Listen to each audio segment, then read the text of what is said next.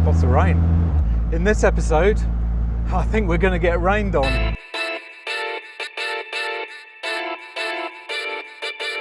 So if you're new to the channel, thanks for stopping by. I really hope you enjoy it. And if you like this kind of content with my own cars, this cute little 1971 MG Midget, a 2011 Mercedes-Benz CL500, and a gorgeous Maserati Gran Turismo from 2013, it'd be great to have you as a subscriber. It's been over a year, just over a year, since I picked up Madge, as I call her, from her first owner in the Southern Islands, who purchased her new in 1971. And in this video, we're just going to go through everything that I've done to the car this year, how much it's cost, and just to give you an experience of owning one of these cute little British sports cars for the first year. So we're going to find a place to park up, hopefully dodge the showers, and I can tell you everything that we've done to Madge and my experiences over the first year.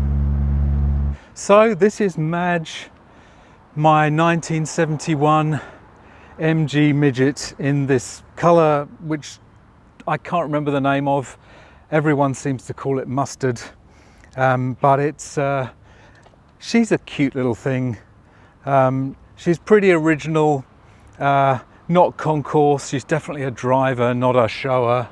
But in this video, as I say, I'm just going to go through my experiences of owning Madge, everything that I've had done, and plans for the future.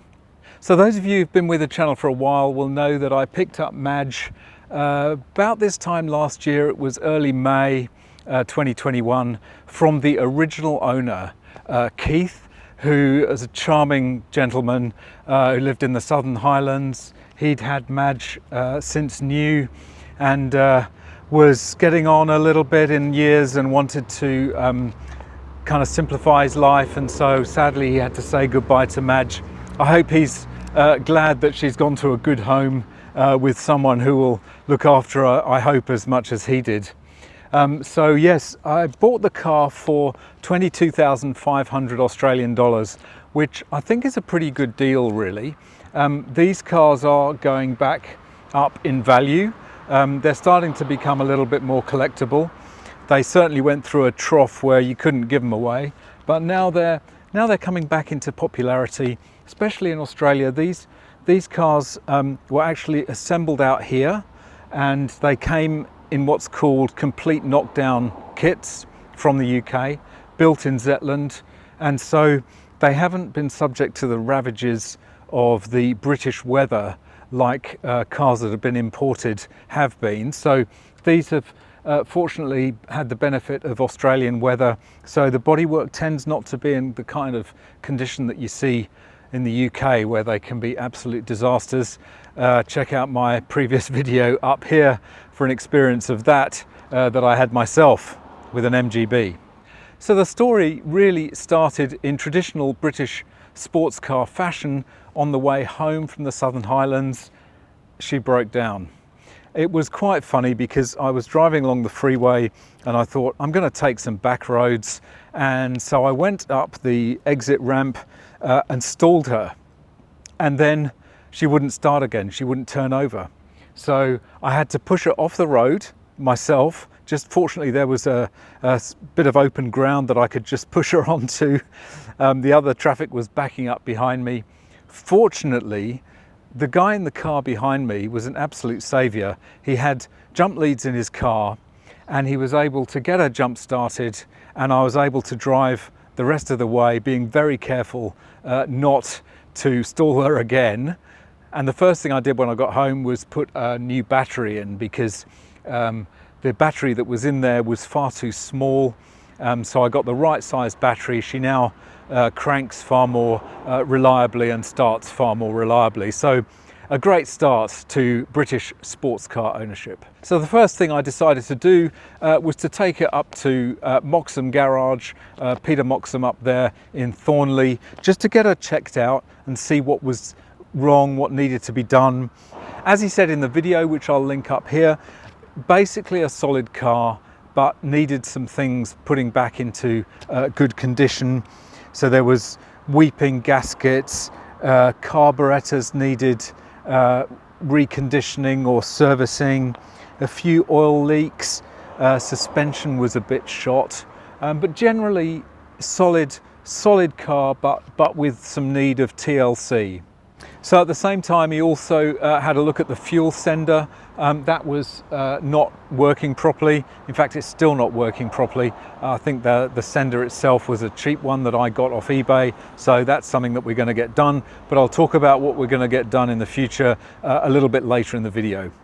So in total for that inspection and the fuel tank work, we were looking at 640 Australian dollars for the inspection and quite a lot of labour to install the fuel tank sender. So in June of last year, I took her back to Moxham to have that work done. It was quite an extensive amount of work required. So just going through it quickly, there's a full video up here.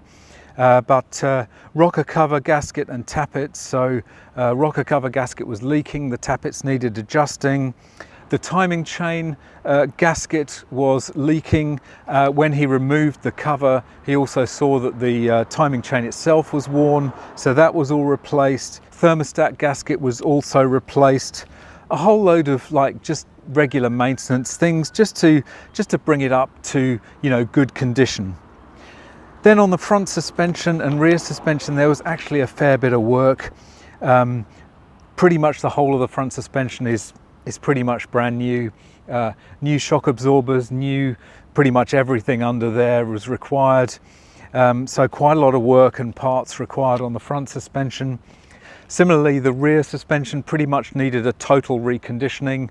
The leaf springs were all taken out, sandblasted, painted. Lots of work done there as well. It really improved the ride quality and the handling, both doing the front suspension and the rear suspension. Really just tightened everything up, made it drive like a new car. The other thing that was done that needed quite a lot of work was the carburetors that probably needed a recondition, but he just gave them a service, which is pretty good anyway. It does most of the things, you know, needles, lubrication, making sure everything's running properly, and also putting in a good tune to make sure the engine isn't pinging under load, which it was beforehand. And the final thing that he did, which really improves the drivability of this car, is he put in place a custom sports exhaust, which just opens up the sound of this cute little 1275cc engine, makes it that traditional raspy British sports car sound, and that really improves the drivability and enjoyment that you get from this little car.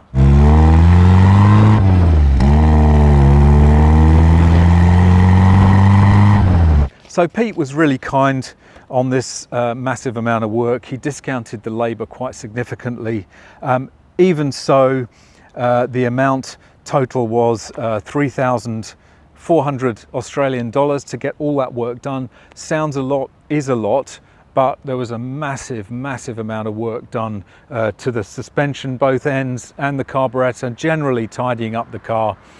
So money well spent, because apart from regular maintenance going forward, there shouldn't be massive amounts of serious maintenance or serious repairs that need to be done in the near future. So following on from that, I took the car home and was driving it for a bit, but then discovered there was this misfire at freeway speeds, and it was not running smoothly. So took it back to Pete, who diagnosed an ignition problem, fixed that very quickly while I waited, which was really good. That was just 46 bucks for a new ignition coil, didn't charge me for labour, and that completely sorted out the engine running problems, and it drove really sweetly after that. So apart from those things, there's been no other maintenance required. She's driven beautifully. She's been a bundle of fun. I've really thoroughly enjoyed driving Madge. The only thing I had to spend was for registration, or rego. That came to a total of 766 Australian dollars, but I should say that my MGUY 3 plates cost me a lot. $474 a year for each of these, MGUY, MGUY 2 and MGUY 3. Bit of a vanity thing, but you know, hey, it's nice to have those plates on the cars, especially when I'm doing the channel and got a sticker on the back advertising the channel. So it's nice to have that consistency with the rego plates. So look, that's pretty much everything that I've spent on the car. As I say, there's a playlist up here of all the MG Midget videos starting from the collection, which I thoroughly recommend you check out because it's a lot of fun. I've thoroughly enjoyed driving this car. It gets so much love, so much love. People just absolutely adore this little car. So what are the plans for the future? Well, there's absolutely no plans to move this car or sell it or do anything like that. I absolutely love it. It's going to stay with me for a long, long time. Thoroughly enjoy it. Unfortunately, Pete Moxham is moving his garage up to Wyong on the Central Coast. Now that's a fair old drive for me, and it's a fair old drive for Madge as well. So sadly, I've had to part company with Moxham Garage for work going forward. But I have found another service centre in Sydney, which comes very highly recommended. So I'll be doing a video on that when I take her in for a service, which will be mid-June. The one thing that Pete said might need to be done in the relatively near future was a replacement of the wiring harness. These do tend to deteriorate over a period of years, especially decades, since 1971. So I'm probably going to get that done. I'll get a quote for it. I'll get them to take a look at the condition. Really, the most expensive part of replacing that wiring harness is the labour required to connect up all the gauges behind the dashboard. It's awkward, it takes a long time. So I'll get the new service centre to check out the wiring harness, give me an opinion on it and see when that needs to be done. Thoroughly enjoyed Madge, and looking forward to many more years of enjoyment with this cute little MG Midget. So thanks very much for watching. I really hope you enjoyed this video, just looking back on the first year of ownership of Madge the Midget. Check out my playlist here of all the other videos relating to Madge. I've thoroughly enjoyed owning her for the first year. She's something that's going to stay in the garage for a long, long time, and I hope you'll enjoy her as much as I do. So thanks very much for watching. I really hope you enjoyed this video. If you did enjoy it, don't forget to smash that like. It'd be great to have you as a subscriber and hit that notification bell. You can follow me on Instagram down here, and I look forward to seeing you in the next video. Bye for now.